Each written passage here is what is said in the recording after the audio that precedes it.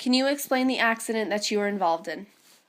Yeah, I was up at school in Durango, and a bunch of my friends and I had decided we were going to go out to get late dinner. So it's pretty dark out. I was in the back seat with two of my friends, and then there was a girl in the passenger seat, and then my friend Matisse was driving us all. Um, we had just gotten down the bottom of the hill and were going through an intersection, and we were a few cars back from the first guy after the green light. And so it had been green for a while, and we were about mid-intersection, and all of a sudden we got T-boned and spun through the rest of the intersection. So yeah. Were any of the passengers in the car with you injured? Yeah, we all had some, minor bruising and some cuts and scratches. But the girls on the passenger side got it the worst, where we got T-boned. And the girl in the front seat had a concussion and suffered some burns from the airbag.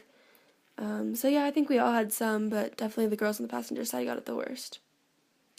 How did the driver react after she realized she had hit you guys? She felt really bad. She definitely, realized what she had done and was very apologetic, very sorry.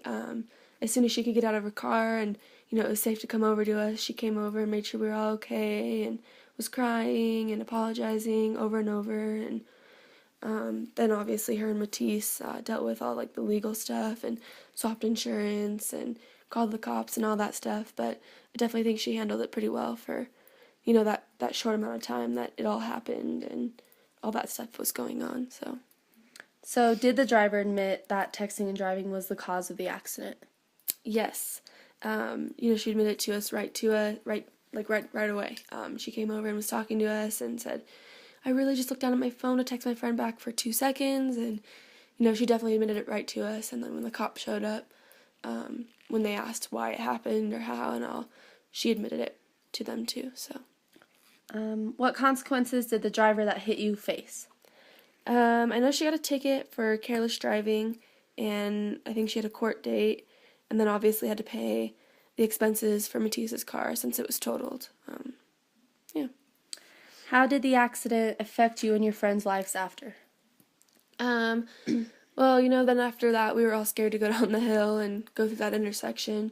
But it was also kind of hard for us to get around because Matisse was one of the only ones out of all of us who had a car down there. So it kind of restricted us from going out a lot. And yeah, it was definitely kind of opened our eyes up to all of it. So. Okay. Do you think your personal driving habits will change after being hit by a distracted driver? Yeah. I don't think I've ever been much of a distracted driver anyway, but I definitely am more aware now, even of other people, not just myself. I don't let my friends text and drive, and I definitely don't do it myself. So yeah, definitely did. Do you think today's driving culture has a problem with distracted driving? Yes.